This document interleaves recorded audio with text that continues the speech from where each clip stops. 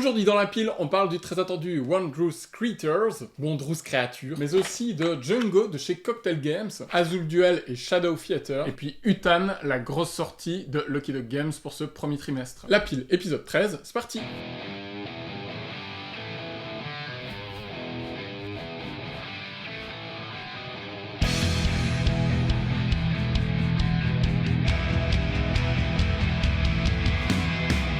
Comme souvent, avant de commencer la pile proprement dite, je vous fais un petit aparté avec deux mentions honorables. La première, c'est l'arrivée d'Agent Avenue en VF. C'est un jeu de chez Nerdlab, les créateurs de Mindbug, donc c'est logiquement Yellow qui l'assure en version française. Je suis super enchanté de voir arriver Agent Avenue en version française. Si vous nous avez suivis pendant Essen, où on faisait des vidéos quotidiennes, vous avez vu que c'était un de nos coups de cœur du salon. Agent Avenue, c'est ce petit jeu de I Split You Choose pour 2 joueurs. Il y a aussi un mode par équipe qui se joue à 4 en 2 contre 2. C'est tout bête, on est 2 agents secrets qui vivent dans le même quartier et chacun veut rattraper l'autre pour le surprendre par derrière. Et pour ce faire, on a des cartes avec 3 valeurs de déplacement. On a 4 cartes en main, on en choisit 2, une qu'on monte face visible à notre adversaire et l'autre qui reste face cachée. Et il doit tout simplement choisir une des deux, la visible ou la cachée. La carte qu'il prend, il la garde pour lui, la carte qu'il prend pas, c'est toi qui la ramasses. Les cartes ont 3 valeurs de déplacement. Quand c'est la première fois que tu as une carte, tu vas avancer ou reculer d'un montant de cases qui correspond à sa première valeur. Deuxième fois que tu as la carte, deuxième valeur. Et troisième fois que tu as la carte ou plus, la troisième valeur. C'est tout, c'est aussi bête que ça et ça fonctionne. Là, par exemple, le sentinelle qui va te faire 0 cases la première fois, 2 cases la deuxième fois et 6 cases ensuite. À l'inverse, tu as des cartes qui vont carrément te faire reculer et tu as même la possibilité d'avoir une victoire immédiate ou une défaite immédiate quand tu as 3 exemplaires de certaines cartes. Très tendu, très simple. Le plaisir de jeu est immédiat. C'est vraiment un petit jeu très rigolo qui m'amuse beaucoup avec parfois d'énormes retournements de situation auxquels on peut jouer avec tout le monde. C'est idéal en couple, c'est idéal avec des jeunes enfants également. Et moi, je trouve ça vraiment top. Sachez que si vous avez fait le tour du concept de base, il y a des cartes compétences en plus dans la boîte qui permettent d'apporter un peu plus de complexité.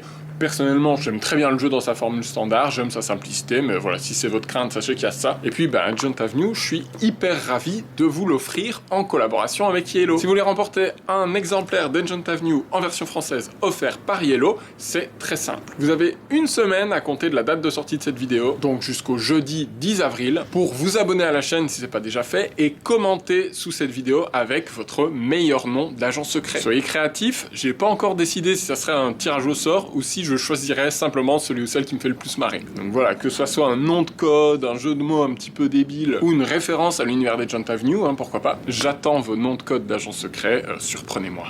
Le concours se déroule aussi sur Instagram et si tu participes là-bas, tu doubles tes chances de gagner. L'autre petite boîte que je voulais vous mentionner, c'est Heredity les Mioches. C'est une copie presse qui m'a été envoyée par l'éditeur Darukat, merci à lui. Et Heredity les Mioches, c'est une nouvelle aventure dans l'univers d'Heredity. Si vous vous rappelez, je vous avais déjà parlé du jeu de base et de son extension dans une précédente pile. Moi, je suis pas très client des jeux narratifs, mais celui-là, je l'avais beaucoup apprécié. C'est dans une sorte d'univers apocalyptique ou post-apocalyptique, on va dire. Et dans Heredity, on joue une famille. On peut jouer jusqu'à 4. On incarne les parents et leurs 2 enfants. Il y a 2 choses qui sont intéressantes avec les mioches. D'une part, c'est une alternative au chapitre 1. C'est une sorte d'histoire parallèle, comme si les événements du premier volet s'étaient déroulés autrement. Du coup, il y a de l'intérêt si on a déjà fait ce premier chapitre, parce qu'on peut le refaire et voir vraiment les événements sous une autre perspective. Et je spoil pas, mais si vous l'avez déjà fait, vous verrez que ça change vraiment pas mal de choses. Ça crée des implications nouvelles qui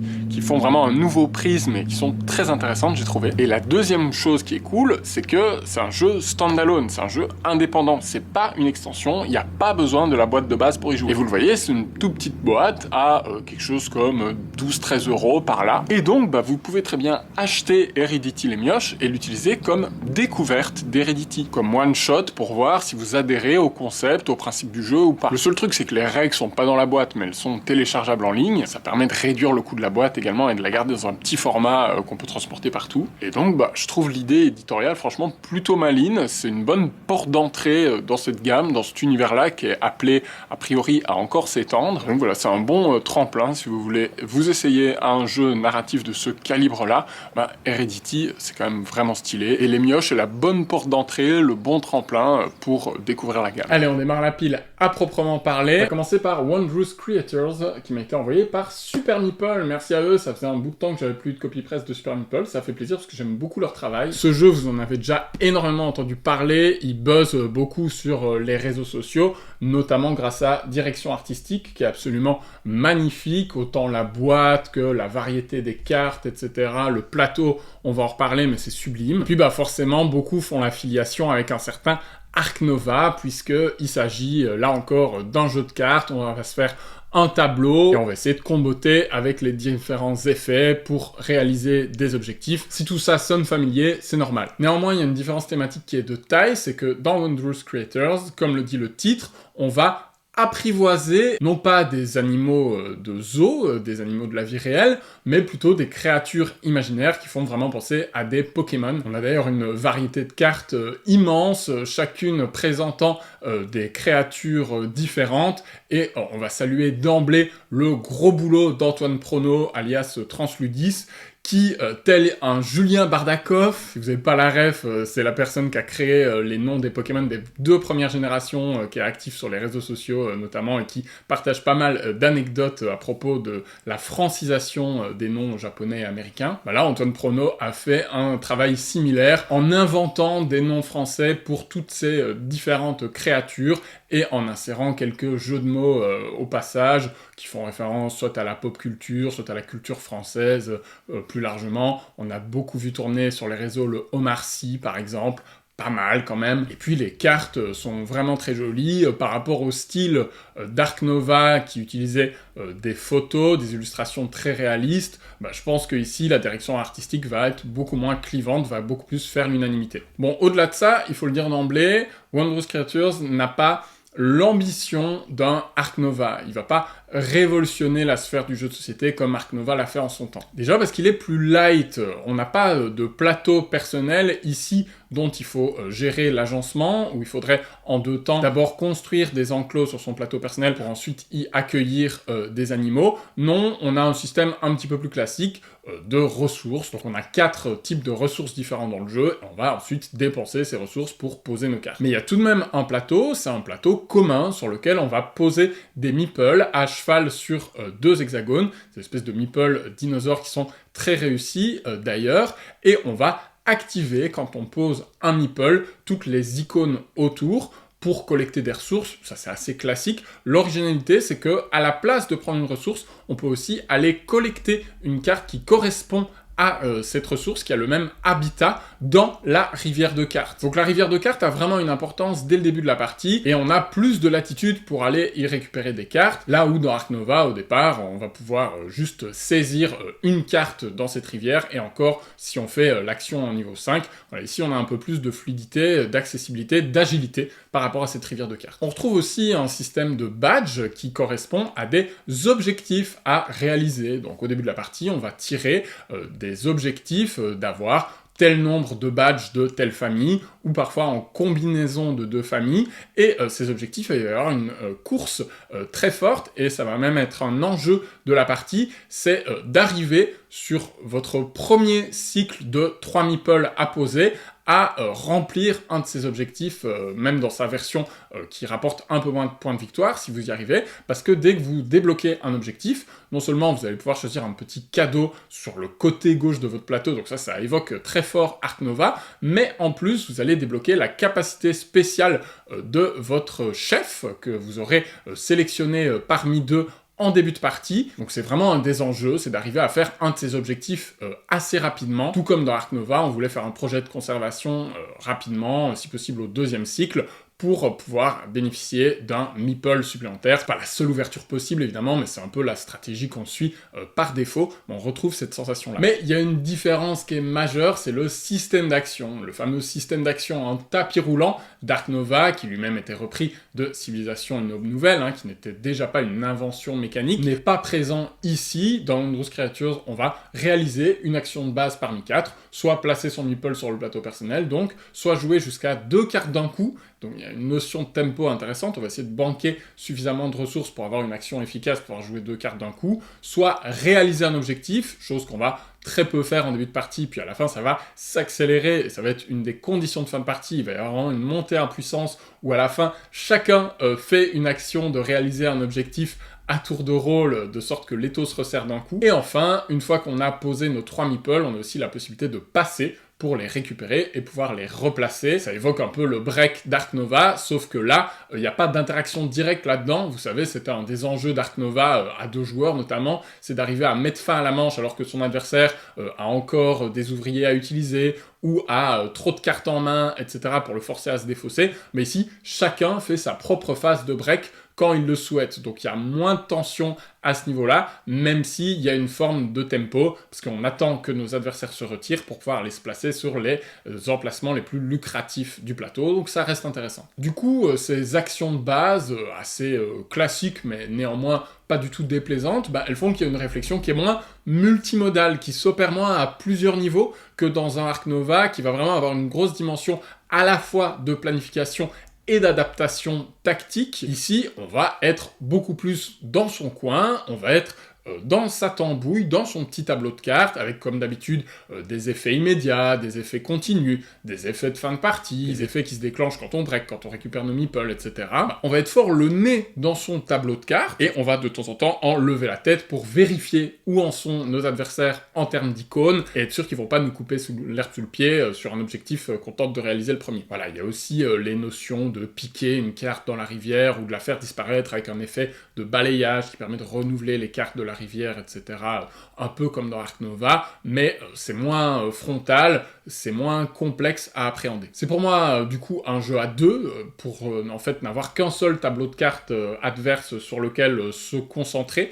Je trouve qu'ajouter des joueurs, j'ai essayé aussi à 3, j'ose pas imaginer à 4, mais ça alourdit le temps de jeu. On est sur un jeu, vous pouvez compter à peu près 45 minutes par joueur en découverte. Évidemment, après, ça va aller décrescendo, parce que plus on joue bien, plus la partie va être courte, parce que la durée de la partie est conditionnée par les trophées qu'on obtient. Et donc moi je préfère y jouer à 2 pour que ça soit fluide, pour qu'on puisse vraiment enchaîner les tours de jeu un maximum, et pour que le peu d'interaction indirecte qu'il y a puisse vraiment trouver toute sa sève, parce qu'on est concentré sur le tableau de l'adversaire et on peut lui piquer les cartes qu'il faut au bon moment, etc. C'est une question de goût. Là c'est un jeu qui est super bien localisé par Super Meeple et par Transludis, avec ce gros boulot de localisation. L'édition de base est vraiment qualitative aussi, avec toutes ces cartes différentes, avec ce plateau, ce matériel qui est somptueux, ces petits meeples aimantés qu'on va placer sur nos dinosaures, etc. C'est vraiment un très beau jeu qui ne réinvente rien, mais qui est très agréable, très plaisant, qui plaira aux amateurs de cartes. Maintenant, n'y voyez pas une révolution mécanique, n'y voyez pas un jeu d'affrontement frontal, interactif, qui va vous tenir en haleine en permanence. C'est un jeu expert light, de tableau, avec des combos satisfaisants, des chouettes sensations. C'est pas un grand jeu, mais c'est un très chouette jeu, et c'est déjà pas mal du tout. Il y a même des scénarios pour jouer en solo aussi, pour ceux qui apprécient ça. Puis le livret de règles est très détaillé, on a genre 32 pages de règles avec un glossaire, etc. Donc vraiment, il y a un taf de finition qui est à saluer aussi. Et pour l'instant, One Rose Creators, il vient démarrer la pile.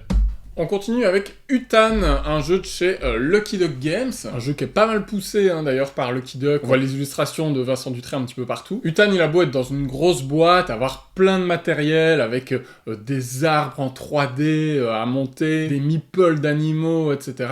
C'est un jeu qui est en fait très familial, très simple. C'est un jeu de placement avec... À mon tour, je prends une carte dans une rivière de cartes au milieu, et puis on fait chacun son petit tableau sur cette tuile. On a les mêmes tuiles qui ont été sélectionnées en début de partie. Du coup, c'est une interaction essentiellement indirecte dans le contre-draft de cette rivière de cartes au milieu. On va placer sur notre plateau des fleurs de couleurs, on va devoir les placer orthogonalement, et on essaye de rassembler des fleurs de couleurs identiques entre elles sur des mêmes zones, parce que toute notre zone de jeu va être quadrillée en zones qui, en fonction de leur taille, valent plus ou moins 2 points de victoire. Et ces valeurs en points de victoire sont à double tranchant, parce que si à la fin de la partie, on a une zone qui n'est pas complétée ou qui est hétérogène, qui a des fleurs de couleurs différentes, on va perdre les points qu'elle nous aurait donnés. Par contre, si on arrive à ce qu'il y ait au moins une fleur, toute de couleur identique sur chaque case que compose cette zone,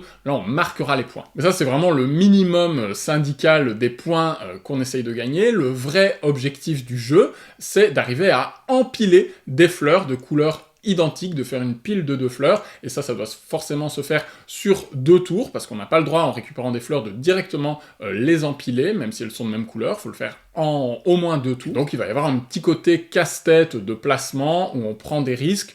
On pourrait rapprocher ça, par exemple, dans Les Petites Bourgades, qui est aussi chez Lucky Dog Games, d'ailleurs, mais en moins frontal dans l'interaction, puisque là, on est guidé par le tirage de cartes, on ne peut pas annoncer une couleur de fleurs qui serait imposée aux autres joueurs, par exemple. Quand on empile 2 fleurs de même couleur de cette façon, on va y faire pousser un arbre. Bon, bah là, dans la boîte, il y a plein de variétés d'arbres différents, hein. Il y a 6 variétés différentes, visuellement, qui représentent les différents arbres de la forêt vierge, mais dans les faits, n'allez pas chercher de la complexité là-dedans, tous les arbres vont faire 2 points, quelle que soit leur tronche. De la même façon, si vous arrivez à avoir un arbre sur toutes les cases de votre zone, en plus des 2 points que vous font chacun de ces arbres, vous allez pouvoir remplacer le dernier de ces arbres par un animal. Et l'animal va vous permettre de poser des fleurs aussi sur les cases adjacentes. Et là, c'est pareil, que ce soit l'orang-outan, le tigre, le toucan, tous ces animaux, ils ont le même effet de poser des fleurs. Et ce qui va changer, c'est juste la couleur qui est associée à ces animaux. Donc l'orang-outan, c'est les fleurs rouges, par exemple.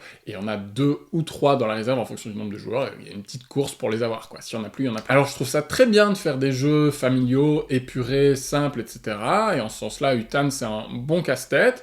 J'apprécie le fait qu'il y ait ce côté un peu punitif. Je trouve ça assez original dans un jeu familial, qu'on puisse vraiment perdre pas mal de points si ça se goupille mal ou si on est trop ambitieux. Mais je trouve ça un petit peu bizarre qu'il y ait tous ces arbres différents dans la boîte, qu'il y ait tous ces animaux différents dans la boîte, et qu'ils aient en fait tous le même effet assez basique en plus. Et je trouve ça pas très inspirant d'un point de vue thématique. On a un jeu qui essaye de rendre justice à la diversité de la faune de la forêt, et en fait la traduction mécanique de ça, c'est que tout est interchangeable, tous les arbres sont pareils, tous les animaux sont pareils. Il y a bien une variante avancée, mais elle tient toujours pas compte de cette diversité de matériel, ou très peu en tout cas, parce qu'elle va de façon classique nous donner 5 objectifs qu'on doit réaliser, qui vont mettre des couches supplémentaires au scoring, ce qui fait que c'est un petit peu une usine à gaz de compter les points de victoire en fin de partie, même si ça ajoute de la profondeur et des challenges en plus. Donc voilà, grâce à cette profusion de matériel, le jeu a une belle présence sur table, mais je suis un petit peu dubitatif face à ce thème qui s'auto-sabote. Bon, néanmoins, si les visuels vous plaisent, si vous cherchez un jeu de placement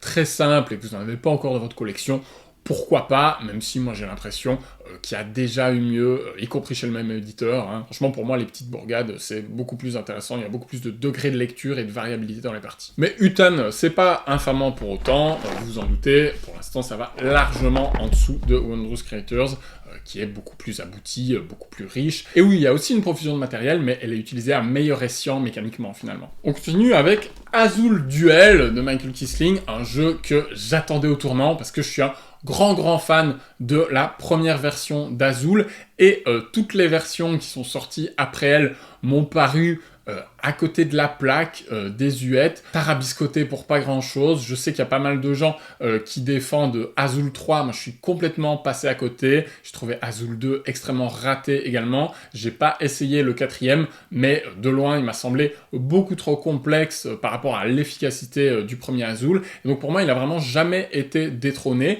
et je continue de le sortir avec plaisir. Et surtout, Azul Duel, je le regardais avec méfiance, parce que pour moi, Azul est déjà un jeu que je joue uniquement en configuration de joueurs. Je le trouve très viscéral, très méchant, ça devient un jeu abstrait, vraiment frontal dans cette configuration, et donc moi ça me parle. Et pourquoi me sortir une version duel, hein, vous savez, c'est le truc un peu tarte à la crème en ce moment. J'étais vraiment plus que circonspect et dubitatif. En plus, Azul Duel, il a passé le grand test d'être joué avec mon épouse, avec Maud, qui est redoutable sur ce genre de jeu, et qui est plutôt du genre, elle aussi, à rechigner face à la nouveauté, à préférer ressortir les bons vieux classiques encore et encore, et à ce titre-là, Azul, c'est un de nos jeux de chevet, donc il y avait de grandes chances pour qu'elle nous dise « Pourquoi tu viens avec une nouvelle version ? Viens, on joue à la précédente. » Eh ben, figurez-vous qu'Azul Duel nous a bluffé. Ce qu'il y a d'intéressant, c'est que dans Azul Duel, on va crafter sa propre grille, on va construire petit à petit à chaque tour notre propre tableau de tuiles, et il y a un côté très bac à sable, très ouvert, on va pouvoir le faire un peu dans le sens qu'on veut. Donc on a toujours le système d'Azul où on ramasse des tuiles de couleur et on les place dans des lignes, et si ces lignes sont complètes, on pourra décaler une des pièces, la mettre de l'autre côté de notre plateau et scorer des points, mais toute la partie droite du plateau n'est pas existante au début de la partie. Et donc il y a un nouvel enjeu qui est de récupérer des tuiles qui nous intéressent pour les placer dans notre grille et la construire petit à petit. Et ça renouvelle énormément les sensations. Je trouve ça beaucoup plus convaincant que la variante côté B de Azul, le premier du nom, qui pour moi était vraiment difficile à lire. Ici, ça reste simple, c'est même plus simple quelque part, parce qu'on a plus ce truc où on peut pas avoir deux fois la même couleur dans la même ligne ou la même colonne. On a plus de flexibilité là-dessus, et donc ça fait une grande ouverture stratégique, parce qu'on va pouvoir essayer aussi en fonction des objectifs, parce qu'il y a des objectifs maintenant qui sont tirés en début de partie, soit de faire une ligne très rapidement, soit d'agencer pour tenter plutôt une diagonale, etc., faire des points de victoire immédiats pendant la partie ou viser plus le long terme. On peut choisir d'être très ambitieux par rapport à des tuiles spéciales, des tuiles incolores, qui seront complétées qu'une fois qu'on aura rempli tous les autres emplacements de cette partie de la grille. Et plus on place ces tuiles incolores à des endroits complexes à réaliser, plus elle vaudra de points de victoire. Et ça, c'est vraiment intéressant en termes de prise de risque. Il y a aussi une tension sur la prise de ces fameuses tuiles pour construire notre grille, parce qu'il y en a 3 à chaque tour, et on va pas remplir la rivière une fois que quelqu'un s'est servi. Or, on est forcé d'en prendre 2 à chaque tour. Et quand il y en a plus au milieu, on doit payer des points de victoire pour aller piocher une tuile qui nous intéresse dans la pioche. Donc on sait à toutes les manches qu'il y a un ou deux qui devra payer au moins un point de victoire, voire plus s'il veut avoir plus de latitude, et ça c'est hyper intéressant parce que ça crée vraiment un enjeu. On peut choisir de perdre exprès des points de victoire pour gagner du temps sur d'autres aspects, ou au contraire refuser complètement que ça arrive et essayer de prendre l'autre de vitesse par rapport à ça. Il y a un autre aspect qui est intéressant sur la sélection des tuiles de couleur. Comme dans Azul, quand on récupère une tuile, les autres vont aller dans une zone sur le côté, mais plutôt que de les mettre toutes en vrac au milieu, et on va prendre toutes les tuiles d'une même couleur au milieu quand on choisit cette option, on va les empiler sur le côté de cet emplacement, et c'est le joueur qui déclenche la sélection qui va choisir l'ordre dans lequel il les empile. Donc il a beaucoup plus de contrôle sur ce qu'il laisse à l'adversaire. C'est une réflexion évidemment qu'on avait déjà dans le Azul de base, mais qui là est sublimé parce que on est parti du principe qu'on allait vraiment jouer que à 2 dans cette configuration-là, et donc ça avait vraiment du sens de laisser le contrôle aux joueurs sur ce qu'ils laissent comme opportunité aux adversaires. Il y a enfin une petite mécanique de jetons bonus qui est un petit peu plus anecdotique, mais qui nous donne encore une fois de la flexibilité et des moyens de s'en sortir. Ça peut créer des retournements de situation, parce que il y a peut-être une ligne de couleur où on pensait ne pas avoir la tuile pour nous en sortir et rester bloqué, et là on a des possibilités de s'en sortir pour peu qu'on réussisse à assembler 2 demi-jetons qui correspondent à ce qui nous manque. Donc ça crée encore plus d'ouverture stratégique et de rebondissement, de retournement de situation, d'enjeux par rapport à ça. Donc voilà, le jeu devient vraiment riche, vraiment ample. C'est juste un bémol, c'est qu'il faut très très bien connaître Azul pour ne pas être perdu et écrasé, je pense, par rapport à toutes ces possibilités, et arriver à développer une lecture du jeu suffisante. Nous, c'est notre cas, on a peut-être au moins 40 parties ensemble de Azul dans les pattes, donc on voit très vite où le jeu veut en venir, on voit très vite l'intérêt. Je pense que si on n'a pas toute cette littératie d'Azul préalablement acquise, on va patauger, on va trouver le jeu trop complexe, pas assez épuré, on va avoir le sentiment que c'est une usine à gaz, et vraiment je peux l'entendre, parce que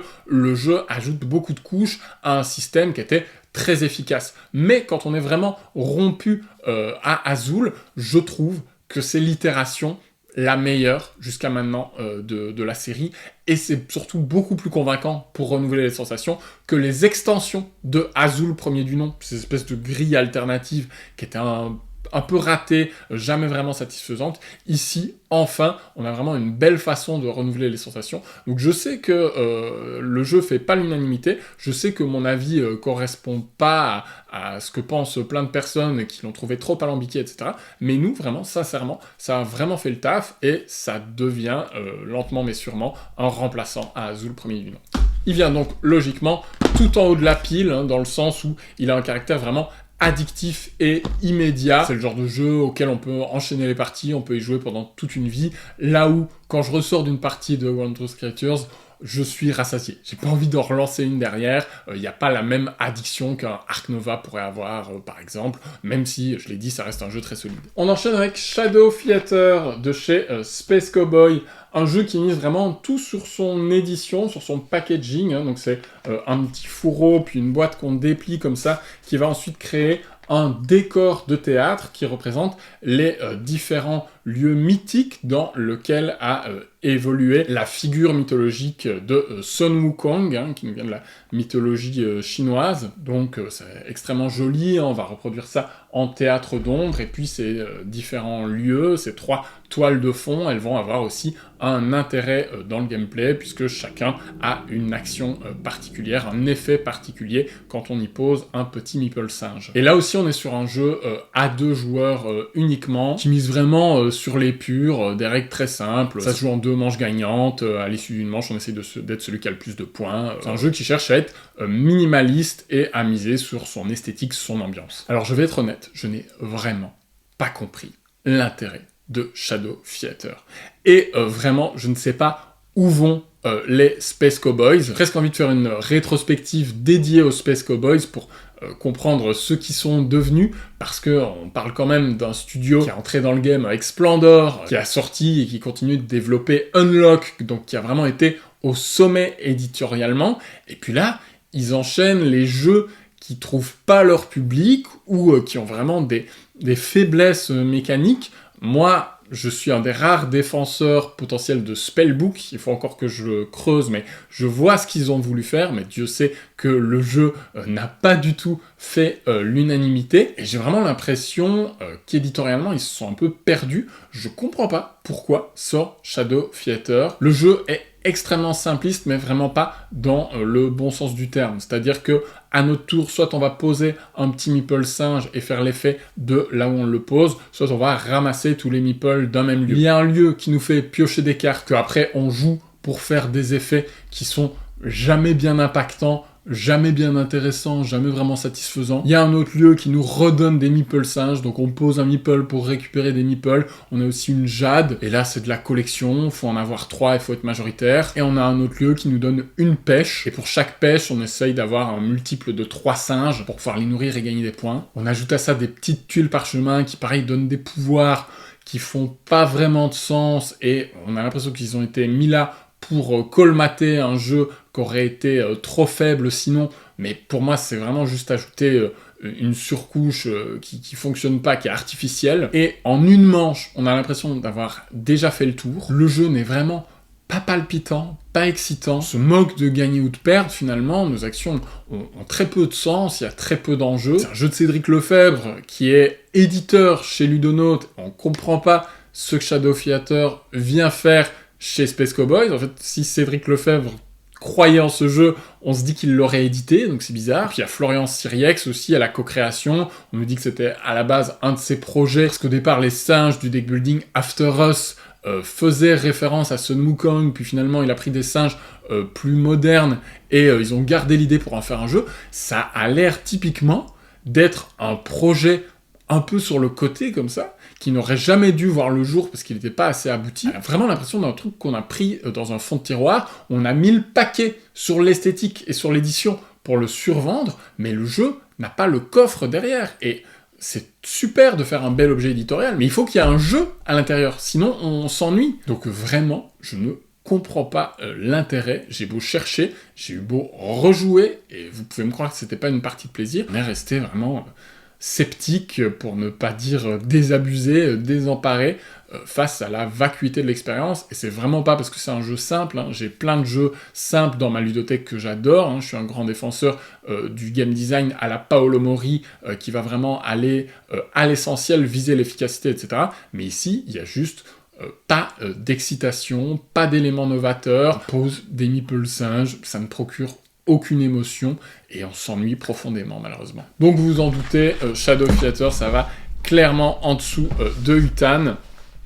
On va essayer de le caser, hop là, comme ceci. Ah, ça tient, hein, costaud ça, nous Kong. Je termine cette vidéo avec Django, édité par Cocktail Games, et qui est un petit peu la suite spirituelle de Trio, non pas du tout dans le sens où c'est le même genre de jeu, il n'y a pas de mémoire ici, on est sur un jeu de défausse, donc pensez à Uno, au Président, ou encore à Odin, hein, qui a gagné l'As d'Or. Et voilà, on est clairement dans le même genre de packaging, et le jeu s'adresse à la même cible, c'est-à-dire Cocktail Games a cherché à faire un jeu très familial. On est sur un mix entre un Odin et un Scout. Odin dans le sens où quand on joue des cartes pour battre une combinaison au milieu de la table, on peut récupérer les cartes de cette combinaison et les intégrer à notre main. Et Scout dans le sens où on n'a pas le droit de réorganiser la main de cartes qui nous a été distribuée. Et si on veut jouer plusieurs cartes d'un coup, il va falloir qu'elles soient adjacentes entre elles, donc à nous de nous débrouiller pour regrouper les cartes identiques dans notre main petit à petit en la creusant. Bien sûr, et Scout et Odin n'ont pas inventé du tout ces mécaniques, elles existaient déjà avant,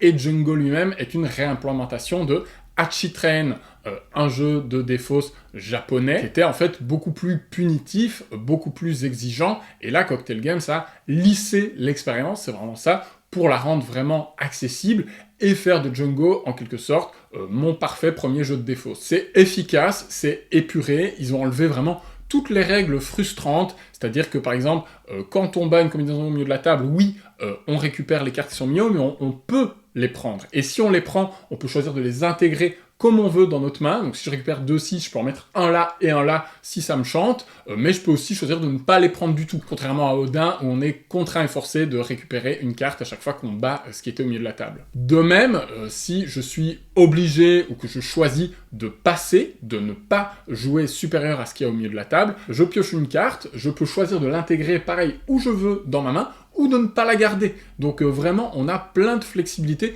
tout est fait pour qu'on soit pas frustré. Et puis, il y a aussi plusieurs façons de battre ce qui est au milieu. Donc si il y a un 6 qui a été joué, on peut jouer une carte supérieure, un 7 ou un 8 par exemple, mais on peut aussi jouer plus de cartes, même si elles ont une valeur inférieure. Donc je peux battre un 6 avec 2 cartes 1 par exemple, mais je peux aussi battre un 6 avec 3 7. Là encore, c'est pas comme dans Odin, où je suis obligé de jouer juste une carte de plus que ce qu'il y avait au milieu. Donc voilà, on a enlevé tout ce qui pouvait rendre une expérience frustrante. Tout est fait pour que ça soit accessible, immédiat, rapide. C'est un bon jeu de défausse d'initiation. C'est probablement encore plus fédérateur qu'un Odin. Ce qui est sûr aussi, c'est que la règle est mieux écrite. Et ben voilà, si vous n'êtes pas déjà un super connaisseur des jeux de défausse, ça fera peut-être le taf dans votre famille. C'est un jeu, vous allez pouvoir jouer absolument avec n'importe qui avec ce jeu-là. Si vous êtes un esthète du jeu de défausse, que vous connaissiez Hachitrain, forcément vous allez un peu faire la tronche. Il y a plein de jeux de défausse plus aboutis que je recommanderais plus volontiers que celui-là. Je pense à Shuhan, je pense à Yellow House, je pense à Merchant of Goldfish,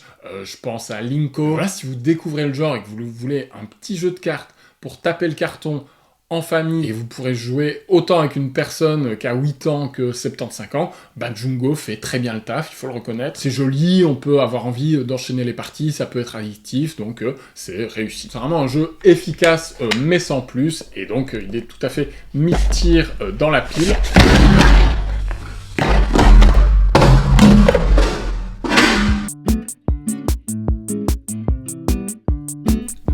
Vous le voyez, il est là. Voilà, faut que je la tienne. Hein.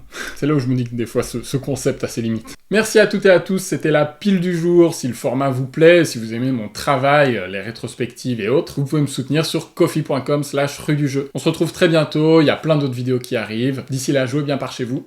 Ciao!